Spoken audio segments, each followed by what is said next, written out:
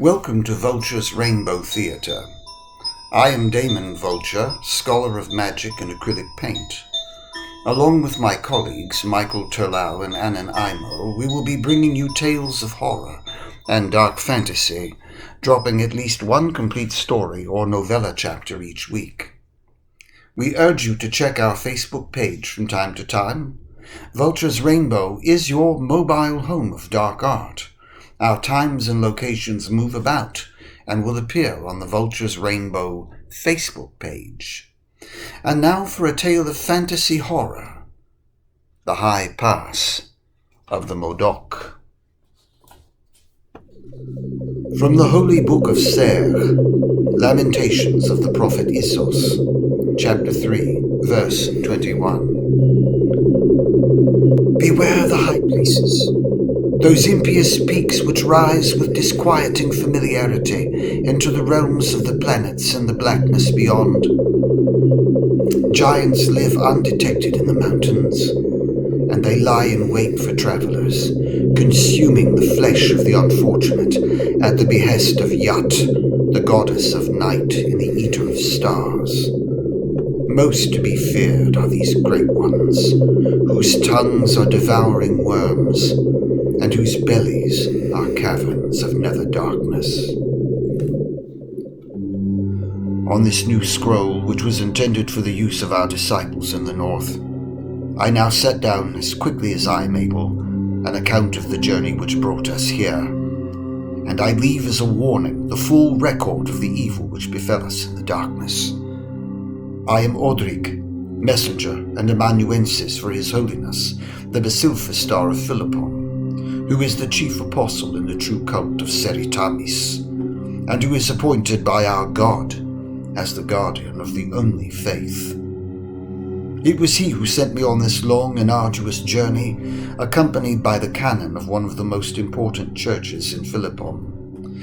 With me also came a small contingent of the Fethonite guards, whose duty it is to protect His Holiness the Basilphastar, and also those whom he has sent in the God's name to far places. After the feast of mature fruits late in summer, word came to us from far-flung Garjar Than that pernicious heresies had broken loose among our disciples there, chiefly through false teachings of an apostate deacon who had taken the name of Angho.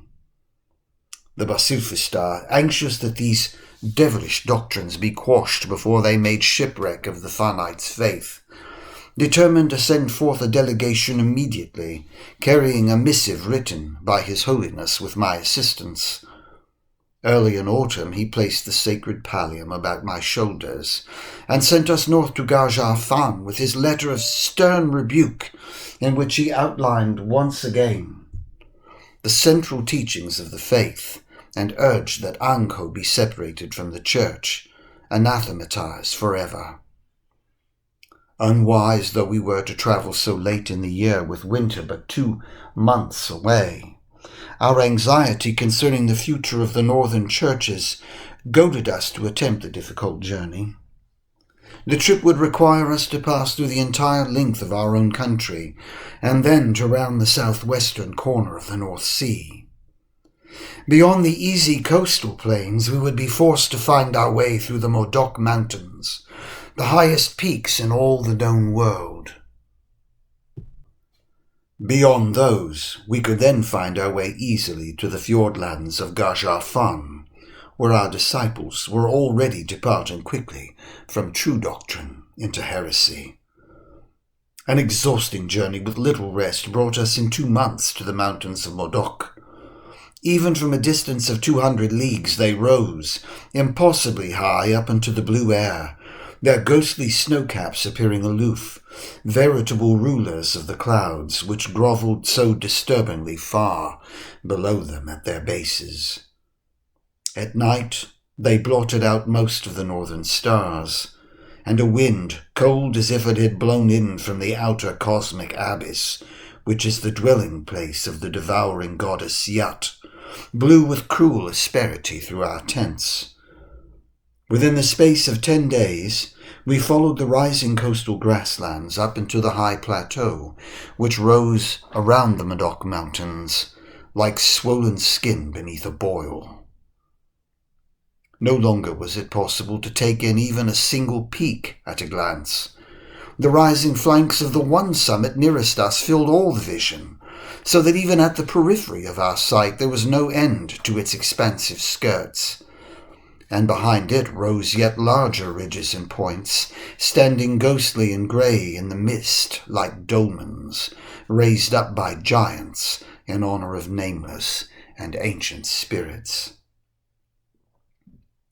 We camped in the shadows of that weirdly massive pile, just as the sun began to disappear behind the western cordillera of the Modoccs. Twilight stole over the sere, cold flatland. A chill night from the mountains pulled listlessly at our tent flaps. It sighed as it passed through clumps of desiccated vegetation, its voice dry as sun-bleached bones, and to our ears somehow menacing. "We may have come too late in the year," whispered Villard, my assistant and appointed chaplain to the Fethonites. "At confession yesterday, every man with whom I prayed asked pointedly that Serre might bring the first winter storms into the mountains now, before we have the chance to set foot in the high passes. They are very uneasy, and would welcome any setback which would return us immediately." I too felt uneasy about the prospect of marching into those baleful heights at a time of year when snow could come at virtually any moment, trapping us in a place high and far from help until the following spring. Yet I also shared the anxiety of the Basilfistar that the true cult might be perverted beyond remedy in Gajarfan if we did not appear there within the next 2 months. "We must have faith in the Phoenix God that he will bring us safely north for the doing of his sacred will," I said to Villard, but I could see that my words offered him but little comfort. The morning dawned clear, and a wind, almost summer-like, had blown up from eastward off the northern sea. I took the weather as a propitious sign from the Lord Serre. Striking our tents, we moved northward around the eastern skirt of the grim peak at whose feet we had camped, and on up by a well-used path into the high passes, which would bring us at last into the southern reaches of Gajarfan. The going was easy at first, for the Modocc mountains, notwithstanding their prodigious height, rise gently until one has come into the frigid highlands. There we knew the way would be difficult, the air cold and thin, the weather possibly treacherous, all of which proved to be the case. 2 days' march brought us from sweeping, pine-carpeted mountain flanks into a treeless land where vast, impious fingers of red rock pointed defiantly at the clear heavens, and where an ill-placed foot on uncertain fields of ice could send a man sliding down into bottomless abysses and certain death. The wind howled incessantly between twisted ledges of cracked granite, and we were often at pains to keep our balance on exposed ridges where the force of the mountain air threatened to push us into the yawning chasms, which then waited open-mouthed on either side of us.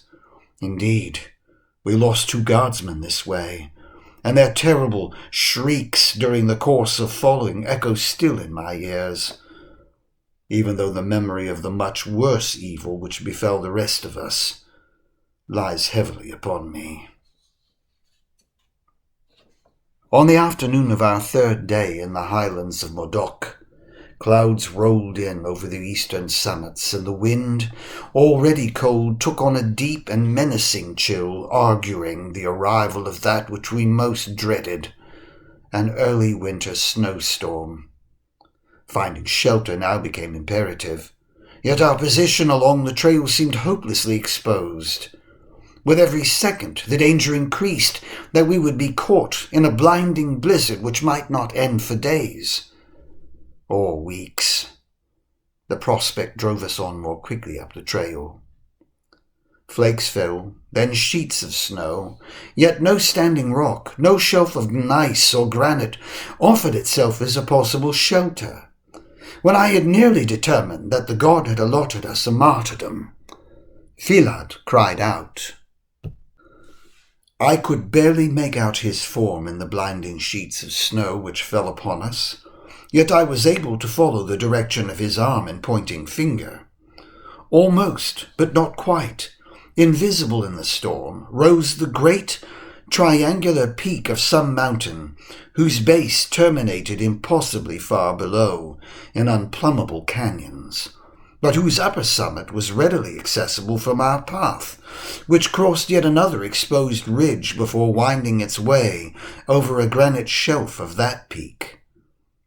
Within perhaps an hour we stood on the shelf of that mountain, and an overhang of hard stone gave us some respite from the blizzard, though even there the snow fell with force and fury.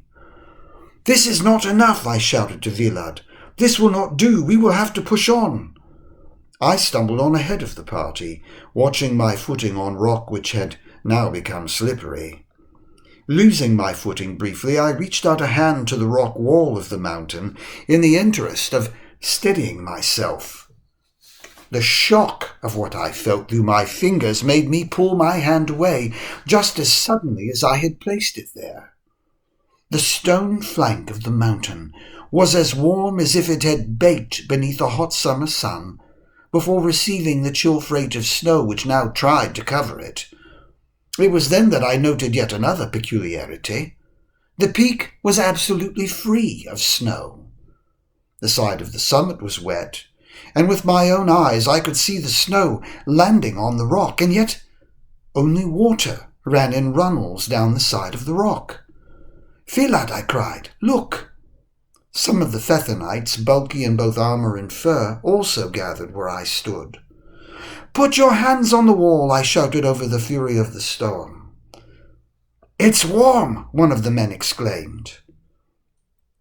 We were greatly cheered by this unexpected good fortune, and with arms upraised to heaven I gave thanks to our Lord Ser for his mercy in bringing us to this place.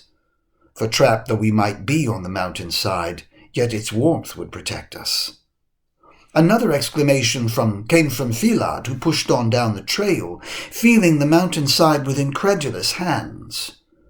We could see, even through the heavy snowfall, that he was stooping slightly, looking intently at something on the summit flank which lay between the shelf upon which we all stood and the rocky overhang which afforded us protection from the worst of the blizzard.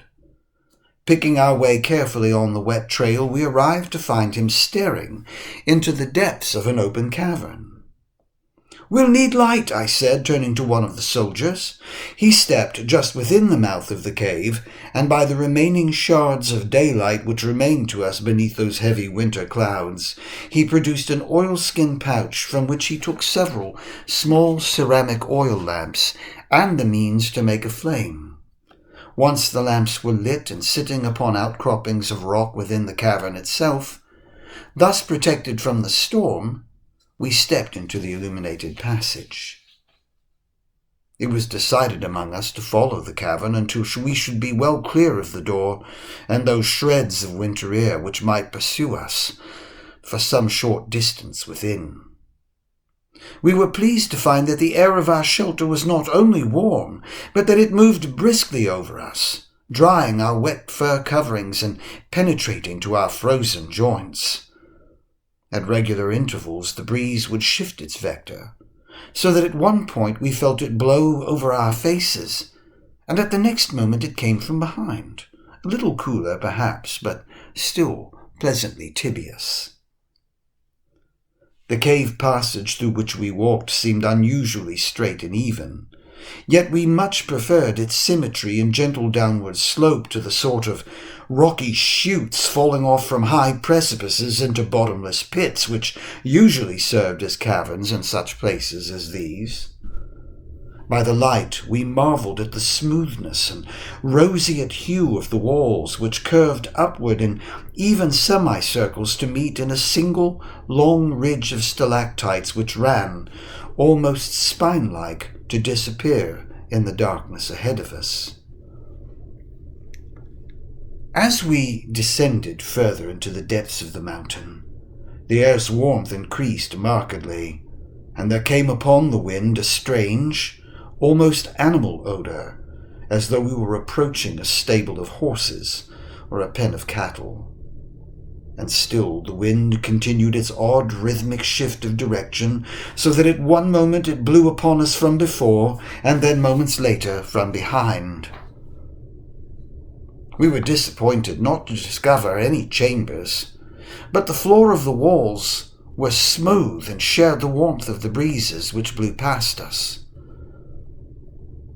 "What do you make of this place?" whispered Villard as the 4 guards remaining to us proceeded to lay out their furs by the dim lamplight.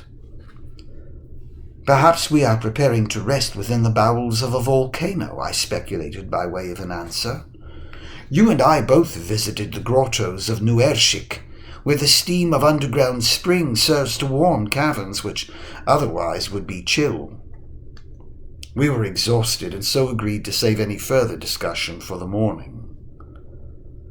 The narrowness of the cavern required that we sleep stretched out in a line, with the Fethonites at the front and on down into the sloping darkness.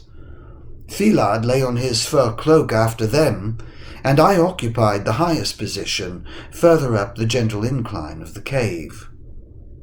To save oil, it was decided we should put out our lamps, yet keep them at hand where they could be lit easily at need.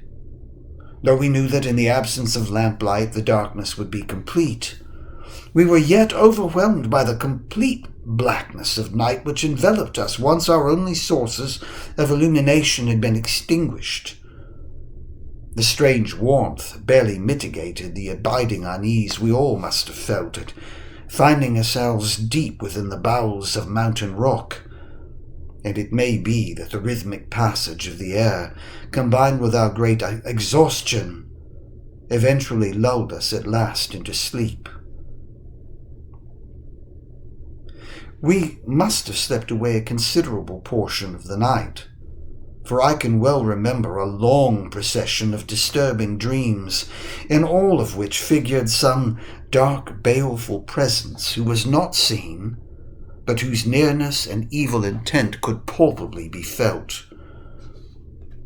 I could recall none of the particulars of my nocturnal visions, but awoke with a feeling that the god, our Lord Ser, had used them to warn me, to warn all of us, that danger lay close at hand. Seeking about in my pockets, I was able at last to come upon the matches which one of the guards had parcelled out to us from his pouch of oilskin. I felt about for the lamp nearest me, and having found it, lit it. Once again the smooth, rose-hued walls with their queerly symmetrical curvature came into view. Once more stalactites marched in a single line down the long ceiling of the passage, down into darkness. I lifted the lamp carefully and held it up above my head as a means of illuminating, however dimly, that part of the passageway in which our party slept. And it was at that point that the final horror, which was to engulf us all, first revealed itself. Filad still lay asleep closest to me, his breathing regular. The guards lay in a line which followed the gentle downward slope of the cavern. Yet just here the calm scene provoked terrible disquiet, for now, instead of 4 guards, only 3 lay in the passage undisturbed. Not only was the 4th not there, but the fur upon which he had lain also was not to be seen. For a moment I reflected that he might have arisen and gone deeper into the cavern to relieve himself, but surely, I thought, he would have lit a lamp. Still, the cave was regular and predictable in its configuration, and he may not have felt the need for light. I waited, standing for some time, but the guardsman did not appear. When I felt that sufficient time had elapsed, I stepped quietly over Filad, bypassed our 3 sleeping soldiers, and proceeded to go deeper with my lamp. For some distance I found nothing, and was about to suppose that he had gone in the opposite direction toward the entrance, when suddenly I came upon the guardsman's fur. It did not lie on the floor as I would have expected, but seemed somehow to have adhered to the side of the right wall. I touched it with my hand and found the whole thing wet, as if it had been collecting dew in an early morning field. My fingers were sticky when I brought them away. Then I noticed something else farther down, just barely visible within the purview of the inadequate light I had brought with me. About 20 strides from my position lay the helmet of the Thethanite, now no longer round, but crushed flat. Beyond that, and further away by some small distance, a long, thin, gelatinous trail of blood and bits of flesh disappeared into the nether blackness of the cavern. Despite the almost cloying warmth of the air at this level, I felt a chill within me, not to say an urge to run with all speed back to my companions. Nevertheless, I turned slowly and walked deliberately back to our position, determined to pack us up with calm speed. I reasoned that whatever had eaten our guardsman would, no doubt, have had his fill for the time being, and might be kept from evincing further interest in the rest of us if we left quietly. On the other hand, a hasty departure with cryings out and panicked commands might awaken our mysterious creature to a swift pursuit and certain death for our party.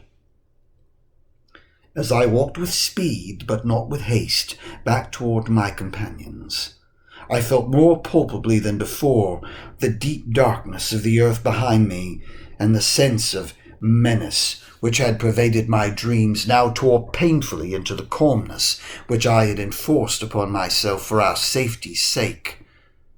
Relieved as I was to find my fellow traveller still sleeping quietly, it was with singing nerves and many silent prayers that I went about waking everyone. "We must leave immediately," I whispered to each one, keeping my tone steadily. "Has the storm ended, then?" asked Vilad. Enjoined by holy commandment not to lie, I told him only what I knew for certain. "I think we will find now more safety outside than within." We packed quickly at my behest, and as the preparations to leave continued, I was no longer able to keep the urgency from my voice. "Where is Joseph?" one of the Thethanites asked. "Has he gone out already?" I told them that he had already departed into the light, leaving out that I was now speaking in terms of the devoured Thethanite's soul, and not his unfortunate corpses, whose fate I could easily guess. Packed at last, we began our ascent toward the entrance of the mountain cavern, and my relief grew with each step toward the entrance. Nevertheless, I insisted on assuming a position at the rear of our party, where I could listen for whatever nameless thing lay below. Pressed as to why I should walk behind the guardsman, I simply said that it would be helpful to me for the continued humility of my soul. We must have been very close to the entrance when 3 events, occurring simultaneously, made it clear to me that the god had already determined how our mission should end.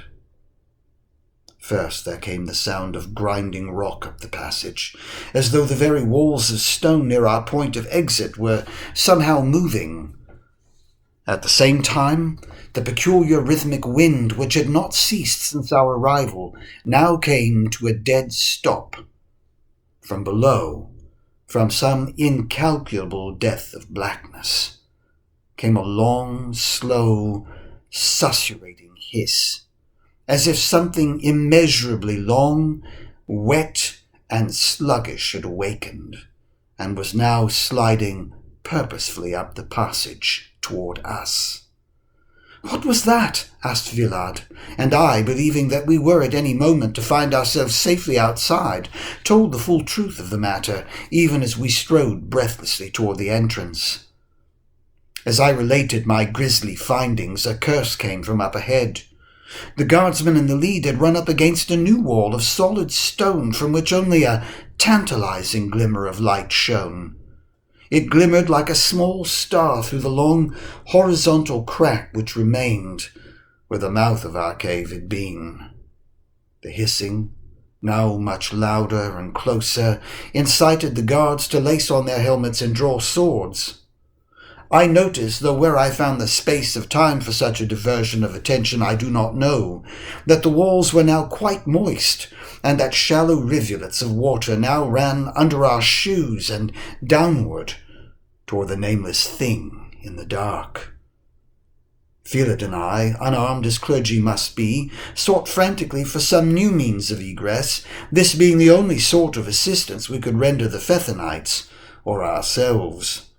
Yet in the symmetrical roundness of the cave, no crag, crevice, or crack revealed itself to us.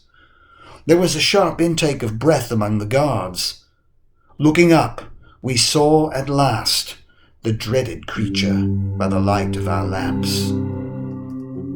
An infernal worm it was, a serpent of the nether hells, sent forth no doubt by Yat, the devouring goddess, the enemy of our Lord Ser and the Queen of Chaos. The thing was colossal and eyeless, and it stretched back into the depths of the passage, its tail or root terminating at some unknown and unplumbable depth in the rank guts of this mountain. The Fethonites froze in terror, and the worm paused. I too found myself unable to move or speak. Felad alone acted, and as a result he became the second victim of the thing. Breaking the spell which lay on all of us momentarily, he rushed forward, grasping before him the Eshval, the holy cruciform whose arms and staff are rendered as the phoenix, wings outstretched and head proudly held erect. With this holy sign of fire held before him, he strode directly in front of the pausing serpent and cried out an incantation. "Profane Shion of Yat, blind child of the abyss, I command you in the name of the Lord Ser, go back, return to your reeking and foul den. Trouble us no further, lest ye bring upon you the wrath of the God of burning light." The thing, which had no face, no feature at all, not even a mouth, resumed its slide toward us. Felad stood resolutely in its path, uttering further imprecations and calling upon the Lord. The worm crushed him unceremoniously to the right wall of the cavern, its smooth surface suddenly beginning to undulate, the muscles within its tumescent form erupting in rolling waves which had the effect of dragging the body of my poor brother Felad down into darkness, and at the same time beating it against the cavern stone so as to render him an unrecognizable mass of blood and ruined flesh. The guards, stung to shame at Felad's courage, rushed forward, thrusting with their swords into the obscene, featureless face. Two of the men were brought to the floor by its unaccountable swift movements and were dragged by the ripple of its hideous flesh down into the mountain's black and cloying bowels. The third succeeded in ripping a great gash into the face of the worm as it continued its foul work on his comrades, and a cascade of viscous and liquescent muck poured from the jagged wound. But this seemed not to trouble the thing at all, for somehow it managed to flatten in a terrifying way and slip itself like a carpet underneath the feet of the brave soldier. Swelling again to tumescence, the worm crushed the guardsman against the ceiling, impaling him upon the sharp points of spiny rock which hung there. With merely a shriek and a gurgle, the soldier disappeared in a long, undulating wave down the top of the serpent, carried off by its ungodly peristalsis down to certain and final destruction. Seeing that my own fate was now fully determined by the Lord and beyond all appeal, I sank to my knees before the featureless face, offering up prayers to the Phoenix God for the safe passage of all our souls into the holy city which he has prepared for us. I screwed my eyes shut, hoping the better to dwell upon those heavenly glories than on that awful thing which now continued its obscene, hissing glide toward me. I became aware of silence after some time at my prayers. By the one lamp which remained burning near the sealed entrance, I saw that the worm had gone.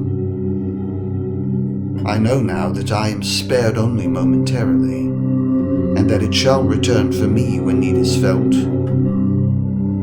My account is now at an end, and it is my hope that this scroll shall be found here at the entrance to the cave. I have no doubt that future travelers will find the entrance open and waiting even as we discovered it, and it seems to me that at last, long after the thought should have occurred to me, I finally understand what it is we have encountered. Indeed, such a thing is mentioned in the holy books, which I have studied long and assiduously for many years.